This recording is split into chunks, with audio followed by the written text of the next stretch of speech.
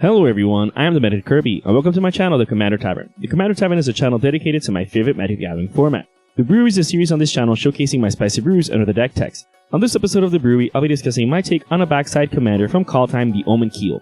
If you like this deck or any of the cards I'll be mentioning throughout the video, please consider using my TCG Player affiliate link when purchasing those cards. You can find that link down in the description. It'll really help out the channel. The best way you can help support the channel is by Patreon. For just $1, pages get early access to certain videos. You can find a link to everything down in the description. In fact, patrons got a chance to see this video earlier. Alright, let's get back to the episode.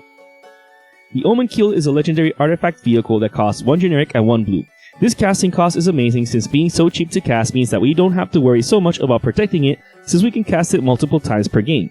Either way, since it's not always a creature, it's going to be able to dodge a lot of removal anyways. Since it's a vehicle, that means that it's still possible to deal combat damage with it, which some might not consider relevant, but it's definitely a plus since this deck means to be constantly smashing face with vehicles. One of those reasons is because of the Omenkeel's triggered ability. Whenever a vehicle you control deals combat damage to an opponent, they exile that many cards from the top of the library. You can then play lands from those exiled cards as long as they remain exiled. Not only can this be used to oppress opponents by milling their library in a more permanent way, but you can also play lands from those exiled cards, so it's very possible to never miss your land per turn. Since most of the deck's spells have generic costs, it doesn't matter what mana those lands tap for, since you're still accelerating your deck. This artifact is the backside of Cosima, God of the Voyage. Unfortunately, Cosima is not impactful in a game as the Omenkeel could be, especially when it comes to commanding this deck. Either way, in a vacuum, I feel like Cosima is the inferior side of the card, but that's a discussion for another day. In any case, when playing this deck, I've yet to have to cast Cosima. I've always cast the Omenkeel. Its load effect is just too good. That and Cosima seems to have an obsessive hatred towards dolphins. Being as this is vehicle tribal, you'd be tempted to chalk in as many vehicles as you can. However, you need a balance, otherwise how would you be able to crew them? Since the Omenkeel's trigger is on combat damage, naturally the best vehicles for that would be ones with some form of evasion. Aether's Fuel Harvester, Heart of Kiran, Sky Skiff, Sky Sovereign Console Flagship, Smuggler's Copter, and Weatherlight all have flying. Some of these, apart from simply being flying vehicles, also have their merit. Smuggler's Copter and Weatherlight provide card advantage, with Weatherlight actually doing a lot more since there are 43 other cards in the deck it can hit with this trigger. Sky Sovereign has a great attack trigger since it's dealing 3 damage to any potential chump blocker or hate bear. Apart from flying over potential blockers, we can just ram through them with Trample.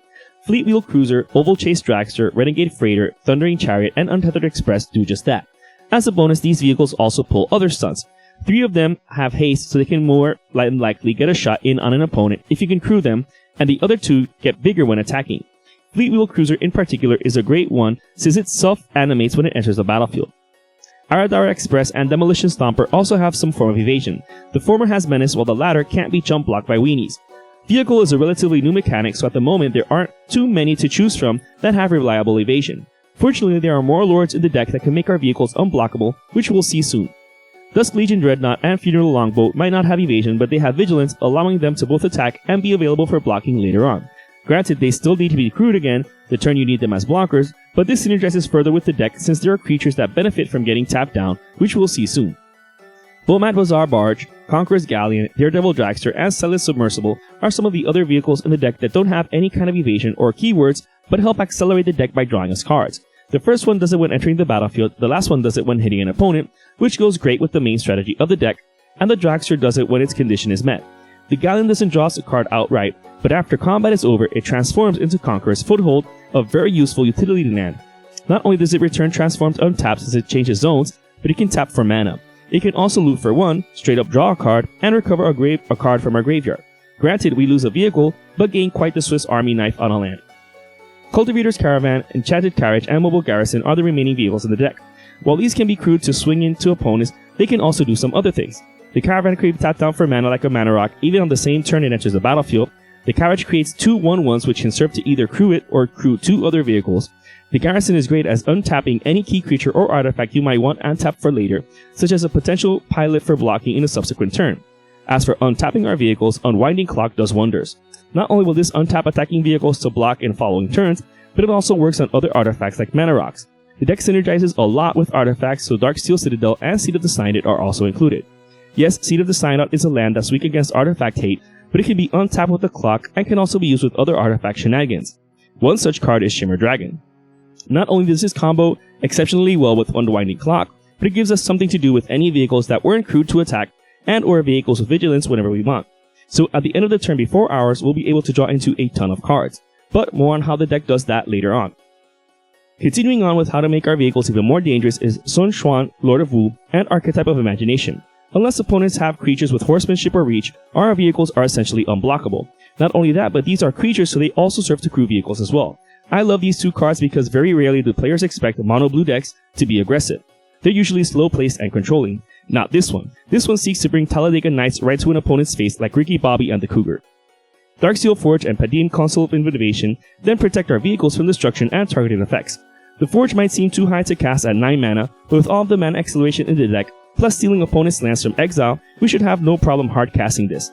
Padim being a creature can also be used to crew a vehicle, so that's a plus as well. Speaking of crewing vehicles, let's see the pilots of the deck. Lupin Prototype, Vantress Gargoyle, and Dandan are my favorite creatures to crew vehicles because they each only cost 2 to cast, but have such a high power in comparison that they can crew literally any vehicle in the deck all on their own. Besides, how often can you say that you run Dandan in your deck? It does have Island Home though, but that isn't an issue since it's more for crewing than attacking. Fallow Sage, Scare Tiller, and Search Spanner are also amazing pilots to crew vehicles because they have a trigger whenever they get tapped. Fallow Sage just straight up draws us a card, and while Scare Tiller gives us mana acceleration. We can either drop an extra land that turn from our hand or get a land from our graveyard right to the battlefield. The deck's running all 5 fetch lands, so that'll definitely come in handier. Search Spanner is amazing here since it's great for tempo. Not only can it remove a potential blocker for 2 mana before blockers can even be declared, but it can also be used to bounce back any other annoying permanent like Pillow Forts or even lands like Maze of Ith and the like. Ghostly Pluferer, Arbiter of the Ideal, and Sphinx's Disciple are also amazing pilots for the same reason, but lack that instant gratification. Instead of triggering when they get tapped, they trigger when they get untapped. However, that isn't an issue since we're tapping them down to crew vehicles. The Pilferer and Disciple each draws cards, but the Pilferer needs 2 generic mana to do so. However, it triggers for free whenever opponent casts spells from anywhere else besides their hands, so at the very least, casting their commanders from the command zone will trigger it. The Arbiter takes it a step further by cheating an artifact, creature, or land from the top of our library onto the battlefield. This only has a 15% chance of whiffing, so those are great odds. Believe it or not, sharks make great pilots. Shark Typhoon creates a flying shark with power and toughness equal to the casting cost of the non-creature spell that triggered it. 46% of the deck triggers it, so that's great. More importantly, vehicles trigger it. So whenever we cast a vehicle, Sharknado is going to create a pilot for it. So we're never out of pilots to crew our vehicles. Masterthopterist does something similar, except he's limited to artifact spells. That being said, he creates a 1/1 flying artifact every time we do. If that weren't enough, we can draw cards with him paying 2 mana and sacrificing 2 artifacts. Since the tokens are artifacts themselves, they can also serve to fuel our hand. Being a creature himself, he's also able to crew vehicles. Royal Elemental fulfills a similar purpose but is mostly used for removal. With enough cards exiled from the top of our opponent's libraries, we might not miss a land drop per turn, as I mentioned at the beginning of the video. Unfortunately, Mono Blue doesn't have much in the way of landfall triggers, but this elemental is no slouch. Not only are we stealing a creature almost every turn, but we can use those creatures to crew vehicles, so each land we play has the potential of crewing a vehicle.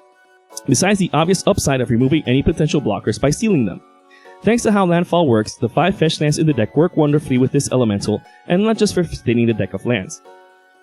Karn Silver Golem is the most versatile pilot of the deck. For just 1 generic mana, Karn can animate any artifact.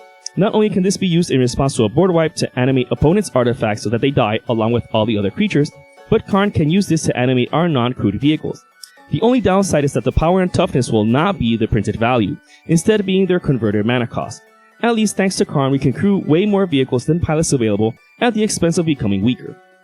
Penman's Aura is some more amazing tech for this deck since it can be used to untap a creature multiple times in order to have them crew multiple vehicles. Naturally, the best creature to enchant would be one that has a tap or untap trigger. As a bonus, you can also give that creature flying or shroud in a pinch, as well as pump up their power to help them crew a more demanding vehicle. As to how we're going to afford all of our vehicles, don't worry. We might be playing a lot of lands with this deck, but that doesn't mean paying full price for our modes of transport. Hugin the Ineffable, Cloud Key, Helm of Awakening, Ethereum Sculptor, and Foundry Inspector can all help reduce the cost of our artifacts. The last 2 will strictly reduce the cost of artifacts, while Ugin can only reduce the cost of colorless artifacts, which is important since the Omenkeel is unfortunately blue. He does create potential pilots that become card advantage when they die, which is amazing synergy with the deck. And he can get rid of a colored permanent as a bonus too, which is great removal. Cloud Key is obviously to have artifact as its name type. The Helm reduces the cost of all spells, which can also benefit opponents, but we're running it because it's going to benefit us more than it does them, especially when we reach a point where we're casting our vehicles and other artifacts for absolutely free. As for speeding up our land drops, Gear Up for Orrery lets us play an additional land per turn. That means that we can also play more lands per turn from our opponent's exiled lands, speeding up our game even further. The Brewery also helps out opponents, but they won't have nearly as many lands as us, especially when we're exiling them along with the other cards in their library. A player also gets 3 free cards during their upkeep if they're hellbent, but that's not very likely if they're not drawing into many lands, so they won't be able to cast as many spells per turn. That's the evil plan at least. Oblivion's Sower takes it a step further by taking all lands target opponent has in exile. If we're hitting an opponent enough to really get a lot of cards exiled, we can then target them with this Eldrazi. We exile 4 more for good measure, and then seal all of their lands. This puts us so far ahead it's crazy. We'll have a ton of mana to activate as many things as we want and or cast whatever we want. It also has a power of 5, which is great for crewing heavier vehicles. Terrain Generator is a bit humbler since it helps us play an additional land so long as it's basic. The deck is running 22 snow-covered islands, so we're more than likely to have a land to cheat in with it. We do have to pay quite a bit as well to tap it, but as I've been mentioning throughout, mana isn't really going to be a problem for this deck. It also doesn't take up a slot in the deck since it's a utility land in a monocolored deck. Mana Crypt, Soul Ring, and Mox Opal are no-brainers in the deck since they're fast mana that also synergize with the deck. Not only are they great for getting our commander out as early as possible, along with a potential pilot, but they trigger a lot of effects in the deck. Nykthos, Shrine to Nyx, and Ancient Tomb are some more explosive sources of mana. Due to the amount of colorless permanents in the deck, it might seem like Nykthos isn't going to do a lot here, but at worst it taps for colorless without entering tapped, and at best it can tap for way more mana than needed to activate it. Due to all the ways the deck's pieces work together, what better way than to use it for some card advantage as well? Seer Sundial is a great way to take advantage of all the potential landfall triggers since we're potentially playing a land per turn and hopefully multiple lands per turn. So for just 2 mana, being able to draw a card off of landfall is pretty powerful here.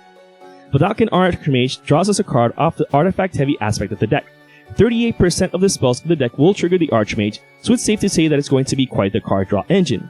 The only downside to Vedalken Archmage is that it can't crew a vehicle since it has 0 power, but at least it gives Nykthos 2 devotion. Blue Sun Zenith, Stroke of Genius, and Pull from Tomorrow are the deck's unconditional card draw effects. As seen throughout the video, this deck can generate a ton of mana, so being able to sync it all to dig deep into our deck and draw a ton of cards goes a long way, especially if we're able to greatly reduce the cost of our artifacts. That allows us to cast most of the things we're drawing into. Even then, Reliquary Tower is included just in case we're drawing into epic amounts of cards. It doesn't take up a slot in the deck, and being in a monocolored deck that's mostly colorless anyways means it won't color screw us. It's not for every deck, but it's great here. Now, one of the main things we want to be drawing into is our responses. Evacuation and Whelming Wave are a given. Uncrewed vehicles aren't creatures, so these spells will help clear the board by bouncing all creatures. We can then recast enough creatures to crew them and then attack into undefended board states. The best part of Evacuation is that it's an instant, so we can cast it in response to an opponent's Alpha Strike or at the end of the turn before ours. Cyclonic Drift does it better though, since it doesn't hit our things and it gets rid of anything that isn't a land. It's even easier to cast with this deck due to our mana acceleration. Pact of Negation, Fierce Guardianship, Swan Song, Counterspell, and Mana Drain is the deck's suite of counterspells, as no blue deck should be without. Even though we have the mana to cast more expensive counterspells, having some of the free to low cost one also keeps opponents guessing whether you are or are not able to respond even though you're tapped out. Mana Drain in particular is amazing here since most of our spells are colorless anyways. If some of these counterspells are outside of your budget, worry not since the deck can support much cheaper options like Negate, Rewind, Unwind, etc. and still work just as fine. Mystic Sanctuary is a great land to run because more often than not, it's going to come in untapped, especially with 22 islands in the deck. Thanks to 4 of the 5 fetch lands in the deck, we can also flash it in from our library at instant speed in response to draw or recover or any of our responses from our graveyard in order to reuse them later on. So not only do they help thin the deck of lands, but they'll help with landfall as well as getting Mystic Sanctuary in a pinch. This brews is an idea of how to build around Cosima, God of the Voyage, as the Omenkeel. With enough sets after the original Kaladesh block bringing more and more vehicles, a vehicle tribal deck is actually a lot more viable now, especially with a vehicle lord in the command zone. Even though this deck doesn't have support for actually milling cards, it's not an issue since we're milling anyways just with connecting with vehicles. So while stealing lands is a bonus, keep in mind that we're also greatly disrupting opponents by exiling their cards. Not even Eldrazi Titans are going to save them from it. So always remember, if you're not first, you're last. If you're interested in the deck list of this spicy brew of mine, you can find a link to it down in the description. I would like to thank all my patrons for supporting me, and a quick shout out to all my higher tier patrons, the brewers, for their patronage.